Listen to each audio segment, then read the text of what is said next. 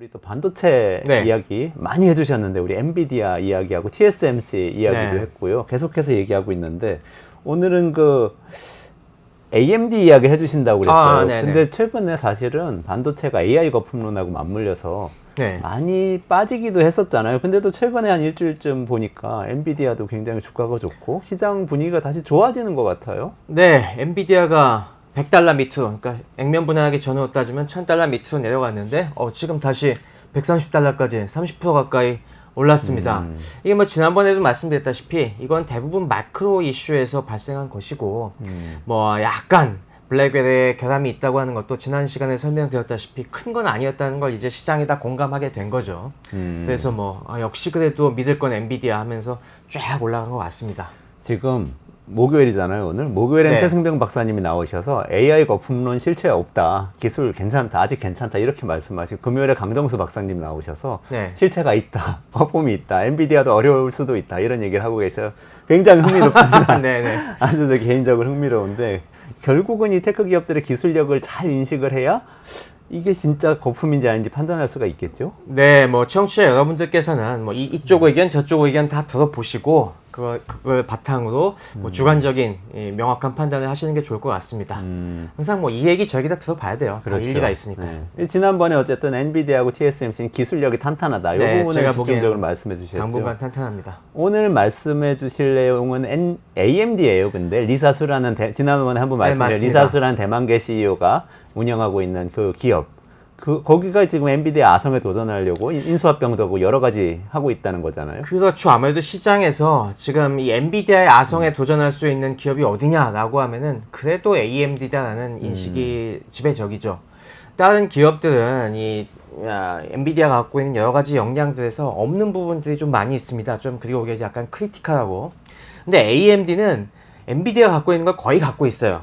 일부는 앞서고 있습니다. 그런데 전반적으로 지금 약간 이빨이 빠진 부분들이 있습니다. 그래서 지금 이게 못 쫓아가고 있는 거거든요. 지금 엔비디아에 맞서서 AMD는 벌써 자신들의 AI 가속기 MI350 같은 걸 갖다가 지금 시장에 내놓고 있고 일부는 그래서 이 시장을 약간 점유하고는 있습니다.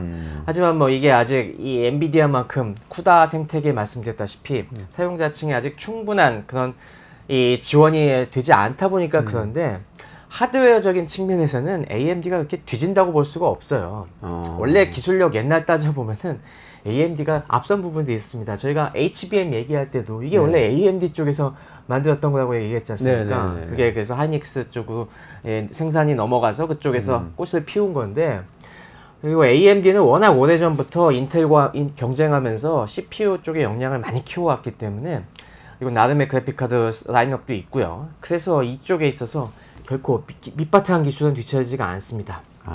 지금 그러다 보니까 이 리사수가 또 AMD의 이 역량을 기반으로 해서 지금 그 부족한 부분을 메꾸려고 지금 공격적으로 M&A를 하고 있는 거죠. 이번에 인수한 거는 미국의 서버 업체 GT 시스템즈라는 곳인데 요 얘기도 하기 전에 지난달에도 사실 그 핀란드의 사일로 AI라는 그런 소프트웨어 관련 업체를 갖다가 인수한 거지 않습니까? 그러니까 AI 관련된 여러 가지 소프트웨어 워낙 이 엔비디아 역량은 쿠다를 기반으로 한 소프트웨어도 강하기 때문에 이 소프트웨어도 쫓아가고 하드웨어도 약간 부족한 부분이 있는데 그 부분을 이번에 메꾸기 위해서 GT 시스템을 갖다가 인수한 것이죠. 네. 자, 이게 상황 정리를 좀 해야 이해가 쉬워질 것 같은데, 자, 일단 그 리사수 언니라고 우리 또 저 컴퓨터를 조립하는데 좀 관심이 있어서 또 많이들 그렇게 별명을 얘기하거든요. 맞아요. 그리고 아이돌처럼 국내 팬도 많아요. 왜냐하면은 AMD가 값싸게 CPU를 내놔가지고 맨날 인텔 인사이드하고 광고 엄청 하면서 비싸게 막 CPU를 내놨었는데 그거보다 거의 뒤지지 않는 CPU를 굉장히 싸게 막 내놨잖아요. 그래서 되게 사람들이 좋아한단 말이죠. 기술력도 있고 싸고 그래서. 네. 그렇게 CPU를 경쟁하는 줄 알았는데 지금은 아까 또 엔비디아는 GPU잖아요. 네. GPU를 또 이쪽에서 경쟁하고 있다 이렇게 말씀을 주셔서 이게 전체 생태계 안에서 어떻게 된 또 이게 이거를 GPU는 TSMC에서 갖다가 조립을 하고 있다고 지난 시간에 말씀을 해주셨는데 어떻게 구조가 되어 있는 거죠? 그러니까 CPU는 CPU 시장에 따라 있고요. 당연히 PC 시장에서. 지금까지는 AMD가 계속 그쪽에 주력해왔죠. 말씀해주신 것처럼 그래서 옛날에 인텔에 비해서 옛날 구도도 마찬가지였습니다. 옛날도 인텔이 80% 먹었고 AMD는 그중에 20% 굉장히 값싼 진짜 거기는 매니아들이나 찾는 그런 가성비 좋은 그 정도만 인식을 해왔는데 지금 이게 거의 구도가 역전이 됐지 않습니까? 지금 GPU도 마찬가지입니다. AMD가 기존에 당연히 그래픽카드나 이런 쪽에서도 약간의 그 사업은 하고 있었어요. 근데 이제까지는 이게 시장이 안 될 줄 알고 방치하고 있다가 이번에 말씀드렸다시피 AI 가속기를 계기로 해서 이쪽 시장이 어마어마하게 커지니까 이제 AMD도 우리가 CPU에서 역전한 신화를 GPU에서도 할 수 있어 라고 하면서 요즘 이제 다시 이쪽에도 전력 투구하고 있는 것이죠. 그러면서 그 전에 인텔을 갖다가 따라잡았던 그 경험과 노하우 이런 걸 다시 되살려서 이번에는 엔비디아에 도전하고 있는 것이죠. 그만큼 AMD는 사실 CPU 설계할 역량이면은 사실 GPU도 기본적으로 역량은 된다고 봐야 되거든요. 그러면서 이런 갖고 있던 탄신한 역량을 기반으로 해서 공략을 시작한 것이죠. 근데 GPU를 만들면 네. 서버를 만드는 데이터 센터에 서버를 납품하는 그런 기업들한테 GPU를 파는 거 아니에요? 맞아요. 그럼 서버 업체를 인수를 하는 거는 이게 어떤 전략으로 인수를 하게 되는 걸까요? 이번에 잘 보셔야 됩니다. 이게 GT 시스템스가 서버를 만드는 회사다 보니까 그러면은 이번에 AMD가 그 GPU 말고도 서버까지 시장을 진출하려는 것인가 라는 것인데 그건 아닙니다. 이번에 발표한 내용 중에 보면은 GT 시스템이 이 설계 부문이랑 서버 제조 부문이 이제 따로 있거든요. 근데 이 중에서 뭐 일단은 다 인수를 하고 우리가 제조 부문은 곧장 팔겠다. 제조 부분은 분산시켜서 이제 떨어버리고 우리는 그 설계 부분만 남기겠다. 그러니까 GT 중에서 이 설계 부문이 탐나갖고 이번에 인수를 한 거예요. 그리고 제조 부문은 사실 이런 CPU나 GPU 제조 업체들은 서버까지 하면 안 됩니다. 그러면 당연히 자기네 CPU, GPU를 사가는 이런 서버 고객들과 충돌이 날 수가 있잖아요. 그렇죠, 지난번에 그렇죠. 삼성이 이 반도체 칩도 만들면서 이 휴대폰까지 만드니까 그것 때문에 여러 이해 충돌이 날 위험이 있다고 계속 얘기 나오는데 애플에 납품하기 어려워지고 뭐 이런 거죠. 네, 그런 상황을 갖다가 이 대부분의 기업들은 회피하고 싶어 합니다. 그래서 걱정 마시라. 우리가 그거는 안 하겠다. 제조는. 우리가 탐나는 거는 설계 부분이다. 왜 설계가 중요하냐면은 설계는 우리가 그 설계안을 팔아먹겠다는 게 아니라 결국에 이게 제품을 잘 팔기 위해서는 생태계를 잘 조성하는 게 핵심이라고 했지 않습니까? 근데 생태계라는 거는 생태계 중심에 있는 이 기업이 이거에 관련된 여러 기술들을 갖다가 이 생태계 안에 있는 기업들에게 폭넓게 지원해줘야 됩니다. 엔비디아는 계속 말씀드렸다시피 그 사용자들이 사용할 수 있는 소프트웨어까지도 만들고 그리고 TSMC에게 그냥 위탁하는 게 아니라 TSMC와 아주 긴밀하게 협력을 합니다. TSMC가 그 설계를 받아다가 만들 때 이건 이렇게 만들고 이건 이렇게 해야 되고 서로가 함께 그 어려움을 해결하는 데 도움을 주고 있고요. 서버 업체랑도 마찬가지입니다. 서버 업체들이 우리 칩을 받아다가 그냥 알아서 만들게 하는 게 아니라 거기서도 이제 서버 설계하고 그 기판 같은 거 만들 때 같이 엔비디아 기술진이 가서 그거 설계할 때는 우리 칩의 성능을 최대한으로 발휘하기 위해선 이 부분은 이렇게 설계하셔야 돼요. 같이 기술 지원을 하면서 만들어 갑니다. 그러니까 이 전후방이 아주 탄탄하게 자리 잡히는 거죠. 바로 그런 AI 전용 서버들에 대한 기술 지원을 탄탄하게 하기 위해서 이번에 그 수많은 설계 엔지니어들 갖다가 확보하는 의미에서 인수를 한 겁니다. 그렇군요. 그 지난 시간에 강정수 박사 AI 시대 금요일날 그 시간에 슈퍼마이크로 이야기를 좀 했었어요. 그게 미국 나스닥에서 되게 좀 화제가 됐었잖아요. 맞습니다. 그 슈퍼마이크로가 실적이 좀 떨어져가지고 AI 기업 주가들이 다 떨어지고 막 이런 일이 있었거든요. 맞습니다. 몇 주 전에 있었죠. 슈퍼마이크로가 약간 좀 기대에 못 미치는 거기도 서버 업체인 거잖아요. 네, 하루에 20% 폭락했다가 또 갑자기 10% 막 폭등하고 이런 롤러코스터 기업의 대표가 요즘 슈퍼마이크로죠. 근데 GT 시스템즈가 비슷한 기업인 건가요? 그러면? 어떻게 보면 비슷한데 체급이 좀 다릅니다.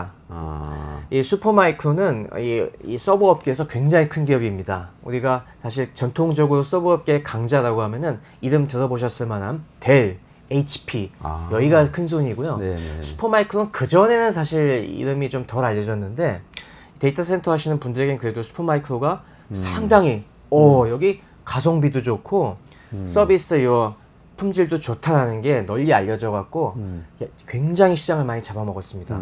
그래갖고 사실 최근에는 슈퍼마이크로가 거의 이 3강 체제로 가고 있었는데 이번에 엔비디아가 AI 가속기 관련 서버들을 확충하면서 그 파트너로 처음에 딱 슈퍼마이크로를 찍었습니다. 그러니까 뭐 A100, H100 이거 나올 때 슈퍼마이크로와 제일 먼저 협력을 해서 이 A100, H100을 탑재한 서버들을 대량으로 만들어냈고요. 그걸 갖다가 이제 아마존이나 MS나 구글 같은 이런 하이퍼스케일러라고 하죠. 이런 쪽에 대량 납품을 했기 때문에 그 중간에 딱 브릿지 역할을 하는 슈퍼마이크로 주가가 폭등을 했던 것이죠. 강정수 박사는 근데 사실은 이런 서버 업체들은 특별한 기술력이 있는 건 아니기 때문에 이렇게 엔비디아가 이게 낙점해주면은 실적이 좋아지고 뭐 이럴 수도 있지만 기술력을 갖고 장기적으로 계속 성장한다. 이거는 좀 어렵다 이런 얘기를 좀 하셨어요? 그게 뭐 그렇게 볼 수도 있겠지만 물론 엔비디아가 가진 그런 기술력에 비해서는 약간 하찮게 보일 수 있겠지만은 제가 봤을 땐 그렇게 또 단순한 건 아닙니다. 이게 중간 이런 제조업체들 입장에서는 결국에 비용 싸움이거든요. 하이퍼스케일러들 가뜩이나 돈 많이 들겠는데 결국에 중요한 게 자기들의 운영 비용, 오펙스를 갖다가 줄이고 이런 걸 하려면은 굉장히 효율이 좋고 안정적인 서버를 저렴하게 확보하는 게 핵심입니다. 그런 부분에 이 기술을 제공할 수 있느냐가 결국에 중심인데 슈퍼마이크로는 그 부분에서도 델과 HP보다 한 수 위라고 얘기하고 있습니다. 그래요? 대표적인 게 최근에는 이 AI 서버가 에너지를 어마어마하게 너무 많이 잡아먹는다는 게 문제지 않습니까? 근데 에너지가 우리가 컴퓨터 구동시키는 데 드는 에너지도 많지만은 이걸 냉각시키는 에너지도 엄청나거든요. 열이 발생하면 이게 다운되기 때문에. 근데 그 냉각 기술에서 최근에 또 트렌드 중에 하나가 순행식으로 넘어가는 겁니다. 액냉식으로. 이 액냉식 기술에서 슈퍼마이크로가 점유율이 한 70% 정도 됩니다. 그러니까 이 부분에서 저렴하게 이 에너지 효율성이 좋은 서버를 공급하는 기술이 슈퍼마이크로가 굉장히 강하다는 거죠. 네. 그런 면에서 슈퍼마이크로의 기술력은 뭐 그렇게 우리가 쉽게 무시할 만한 수준은 아닌 것 같습니다. 그 액체 냉각 솔루션 그쪽에서 이제 시장 점유율 굉장히 높은 그런 기업인 거죠? 네, 맞습니다. 얼마 전에 제가 AMD 컴퓨터 한 대를 그 용산에 가가지고 좀 몇 가지 반조립을 사가지고 조립을 했거든요. 근데 그때 AMD에 좀 최신 CPU를 넣으려고 그랬더니 순행식 쿨러를 장착해야 된다고 하면서 그 비슷한 거죠. 가정용 PC에는 순행식 쿨러가 많이 장착이 많이 하고 있죠. 근데 이 데이터 서버에도 그런 식으로 넣으려고 하고 있는 겁니다. 근데 이게 아무래도 데이터 센터에는 이런 캐비넷 렉이라고 하죠. 거기 있고 여기 컴퓨터들이 수십 대가 그냥 꽂혀 있지 않습니까? 그러니까 이 수십 대를 동시에 그 순행을 시킬 수 있는 그런 관리 시스템 이게 다 필요한데 이런 부분에서 제일 저렴하게 그걸 솔루션을 공급할 수 있는 업체가 슈퍼마이크로라는 거죠. 근데 그거를 수냉식이라는 거 물을 뿌리나요? 물 하나 담그나요? 어떻게 하는 거예요? 네, 전통적인 이제 공냉식 방법은 컴퓨터에다 에어컨을 계속 쏴주는 거죠. 공기를 냉각시켜서 막 시키는 거. 여기다 조금 더 진전된 거는 아예 컴퓨터를 냉장고 같은 데 집어넣는, 그러니까 케이스가 냉장고 같은 식으로 돼 있어 갖고 그 안에 시스템을 집어넣는 방법이 있는데 요걸로 부족하니까 그 다음에 시도한 게 서버를 아예 물속에 담그는 겁니다. 이걸 액침 방식이라고 하는데 액침 냉각. 실제로 그 방법도 있습니다. 그래서 이게 뜨거워지면 그 물을 계속 순환시켜갖고 밖에서 식혀갖고 다시 찬물을 공급하는 이 방법도 있는데 이거는 관리하기가 힘들지 않습니까? 아무래도 푹 담근 걸 다시 빼서 해야 되니까 관리가 어렵다 보니까 그래서 우리 PC에서 많이 쓰는 대로 열이 많이 나는 CPU, GPU, 메모리 이런 데만 그 타겟해서 이렇게 사람으로 따지면은 이 얼음 주머니 되는 거나 똑같죠. 그런 식으로 냉각시키는 이런 방식이 최근에 이렇게 다이렉트 직접 냉각 방식이라고 하는데요. 직접 액냉 방식인데 요걸 아마 주력으로 하고 있는 것이죠. 그리고 CPU 쿨러는 컴퓨터 메인보드에 CPU 이렇게 있으면 그 위에다가 이렇게 물이 순환하는 그 자켓을 달고 거기서 물 파이프를 갖다가 뽑아내 갖고 이게 저 바깥에 열 교환기를 통해서 이 열을 갖다가 바깥으로 빼내는 거죠. 데이터 센터에서도 각 케이스마다 다 그런 식으로 물이 들어가는 호스가 물이나 다른 같은 액체 냉매가 들어가는 호스가 다 그 안으로 들어가고요. 거기에 CPU, GPU 분을 덮습니다. 그럼 거기서 이제 계속 물이나 액체가 순환을 하면서 여기서 좀 뜨거워진 걸 다시 밖에서 식혀갖고 찬물이 들어오고 이런 방식으로 하는 겁니다. 우리 삼겹살집 중에 이렇게 불판 달궈가지고 고기 굽고 나면 엄청 뜨거워지는데 막판에 요 가에 해자 같은 걸 만들어서 물 부어주는 집이 있어요. 그거랑 비슷한 원리 같네요. 네, 뭐 아예 뭐 그것 말고도 아예 그냥 얼음을 갖다가 놔주는 데들도 있죠. 얼음을 하죠. 네, 얼음을 계속 갈면서 대주는 거라고 보면 됩니다. 근데 거기에 기술이라는 게 네. 어떤 걸까요? 거기에 특별한 기술이라면은 이게 물을 덜 쓰고 뭔가 냉각을 시키는 기술일까요? 아니면 좀 전기를 덜 쓰게 되나요? 어떤 이게 효과? 여러 가지 관리 솔루션들이 있습니다. 이 슈퍼마이크로 같은 경우가 이게 데이터 센터에 들어가는 서버의 특성을 또 아셔야 되는데 데이터 센터는 다 아시다시피 가끔 컴퓨터 몇 대가 다운되면 대란이 발생하지 않습니까? 이 1년 중에서 다운이 안 되고 안정적인 이 동작을 할 수 있는 시간을 최대한 확보하는 것이 결국에 서비스 품질의 핵심이 됩니다. 그러니까 뭐 1년 중에 한 번 다운되는 것도 사실은 큰 이제 이 데이터 센터로서는 데미지가 됩니다.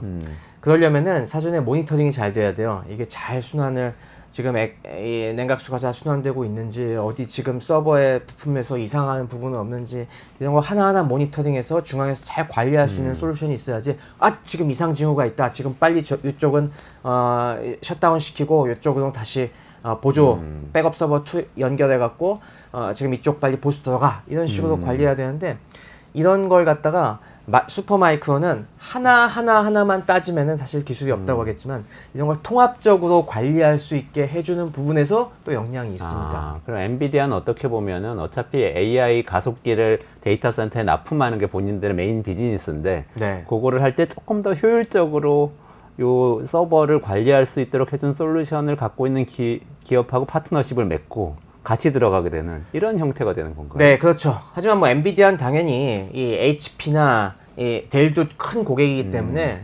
그쪽이랑도 지금은 협업을 합니다. 다만 뭐 초기에 슈퍼마이크로랑 먼저 협업을 해 들어갔기 때문에 큰 수혜를 본 것이고요. 당연히 델과 HP도 무시할 수는 없죠. 네, 그렇군요. 그럼 GT 시스템은 여기서 어느 정도 포션을 차지하고 있어요? GT는 사실 비상장 기업이었고 매출 규모가 그렇게 크지는 않았습니다. 사실 그래서 그럼 AMD는 좀 작은 파트너를 지금 인수한 거라고 볼 수도 있겠네요. 전체 판에서는. 네. 그러니까 제조는 이 작은 기업이니까 굳이 작은 기업 제조를 먹어갖고 우리가 다른 고객들과 관계 이제 좀 껄끄럽게 만들지 않고 제조는 그냥 화끈하게 버리고 우리는 그 설계 인력들만 필요하겠다. 그것만 딱 먹으려고 인수를 한 것이죠. GT 시스템은 사실 제조 쪽에서는 점유율이 이렇게 높지가 않습니다. 크게 존재감이 없는 회사예요. 아까 말씀드린 이 슈퍼마이크로나 HP나 델에 비하면은. 그렇군요. 설계 인력만 남겨서 그 기술력으로 이 커스텀 서버를 설계하고 뭐 이런 데 도움을 주는 솔루션을 같이 주겠다. 맞습니다. 뭐 이런 지금 구상이네요. AI 가속기들은 보시면 아시겠지만은 이 어떤 표준화된 제품이 나오는 것도 있지만은 굉장히 고객들마다 요구가 달라요. 당연히 고객들마다 만들려는 AI 시스템의 규모가 다르고 상당히 여러 가지 많은 커스터마이제이션을 하려고 하기 때문에 또 이게 학습시킬 때랑 나중에 추론할 때랑 또 이 약간 구성이 달라져야 되고 그러다 보니까 아무래도 이 부분에서 우리 가속기 쓰시면 그거 그런 식으로 커스터마이즈 하는데 저희가 충분히 지원해 드릴 수 있습니다. 이 부분에 능력이 확실해야지만 고객들이 그럼 이번에 엔비디아 말고 AMD 써볼까요? 이렇게 좀 돌아설 수가 있겠죠. 그렇게 만들려고 네. 지금 인수를 한 것이다. 맞습니다. 그렇군요. 혹시 저번에 그 대만계 그 기술자들 파워에 네. 대해서 말씀 주셨는데 혹시 GT 시스템즈도 대만계 기업이에요? 그렇습니다. 야, 역시 컴퓨터 업계에서 대만, 대만 TSMC도 대만계. 물론 뭐 범중국계라고 대만이고. 봐야 되겠지만은 그리고 저 엔비디아 리사스도 그렇고 리사스 AMD 네, 뭐 리사스와 젠슨하고 뭐 심지어 친척 막 이런 거 그렇지만은 이번에 인수한 GT 시스템도 이 CEO라든가 사장이 다 중국계입니다. 제가 뭐 대만계인지까지는 확인을 못 해봤어요. 근데 중국계는 맞습니다. 이 GT 시스템의 CEO가 프랭크 장 씨고요. 그리고 사장이 더그 후앙이라고 황씨입니다.